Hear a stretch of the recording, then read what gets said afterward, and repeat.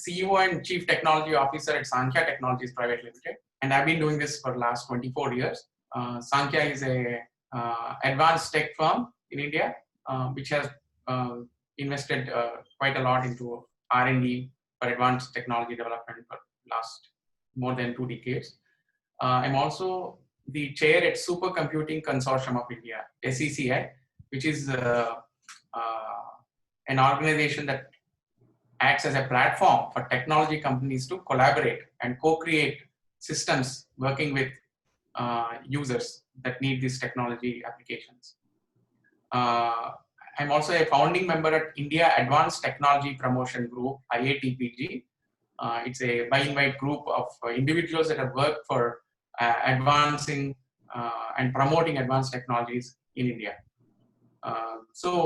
I also do some analyst work at Institute for Geoeconomic Studies, which is a small group within Gravity Research Foundation. I'm a founder at Gravity.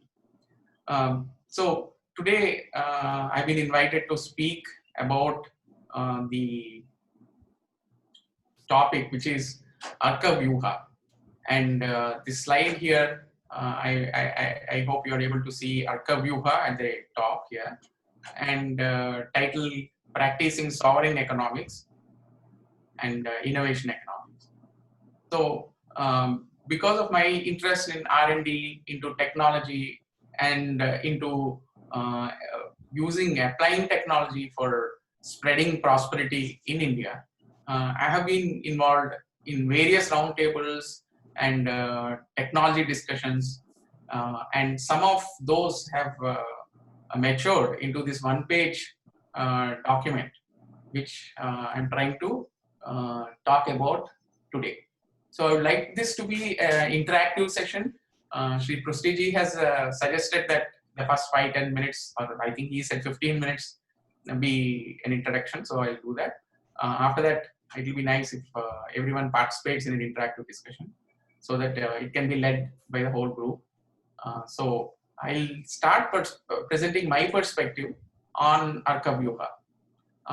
To begin with, the word Arkavyuha has come from an attempt to have a roundtable last year about this time in Odisha, Bhubaneswar. The roundtable didn't happen, but it was a follow-up to yet another roundtable that happened in 2018, an IATPG roundtable, which was hosted by FICCI.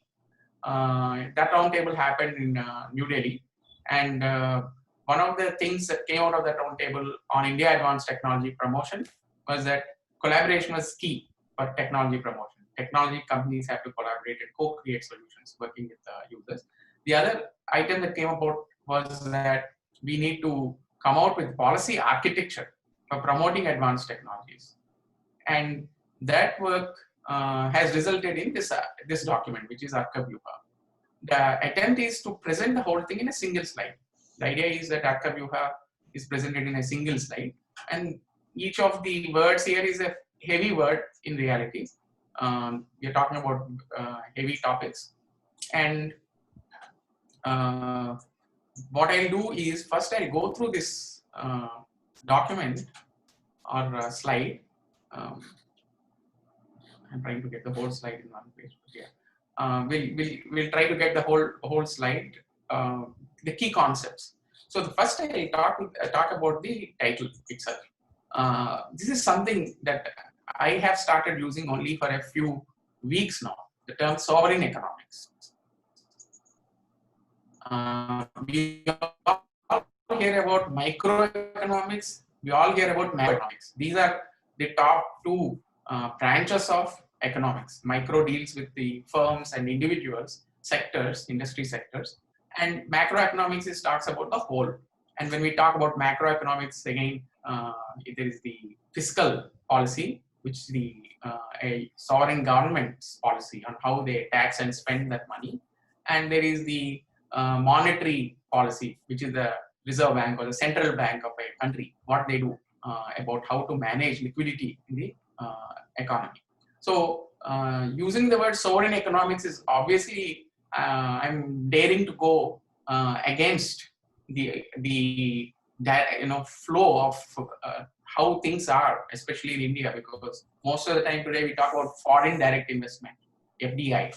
So this is a contrast to that. So sovereign economics is, it doesn't say that it is not against foreign investments, but it is more about what a country should do. And this is applicable not just to India, it is applicable to any sovereign.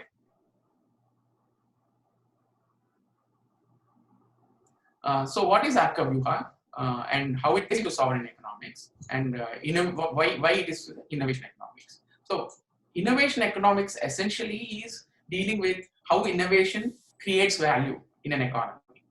So innovation again is micro and macro. So you have micro innovation where a particular company, we can take the example of Ola, for example. Ola has done some innovation, it has benefited from it, and its customers, which are people, benefit from it. So that is micro.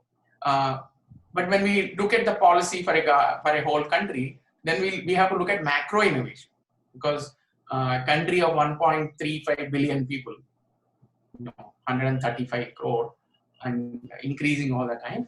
So as a country, we need to have tens, thousands of innovative firms which are flourishing in the country for wealth to be created and prosperity. Prosperity by definition is inclusive. As opposed to just having a lot of rich people, prosperity would be inclusive and spreading across the population. So innovation economics says that for innovative companies to thrive, you need to have return on innovation to be high. So that's innovation economics. So if return on, for example, many investors, business people will invest money if return on investment is healthy and in the aggregate. So similarly, people will invest their time and capital and their passion in innovation if there is some return on innovation as well. So innovation economics is there is a paper published by IGES which talks about how return on innovation and savings rate and return on investments are related to each other, but that's not the topic for today. So why we call it as Vyuha? Vyuha is basically a strategy. So Arka is essentially, sun. So what we are saying is Arkavyuha is a strategy, and it's giving a direction as well. It's a vision plus strategy of how to achieve that vision. And I don't have to overstate the importance of Arka. When we say, you want to go towards prosperity in a country, then you need light, you need direction, and you need knowledge. All of those are reflected in this word. And we use terms in India like Sankranti, Kranti, which is the path sun takes of progress. So Arkavyuha is a symbolic term there, and Vyuha is strategy. So what we're talking about is a set of policies, not a single policy, but a set of policies that work together. These set of policies work together and they form Arkavyuha. So it's a strategy, it's a policy architecture. In fact, we started out saying this is policy architecture, and matured, the language matured to saying it is Arkavyuha, or it's a strategy. Now, what are the key elements of this strategy? We'll start with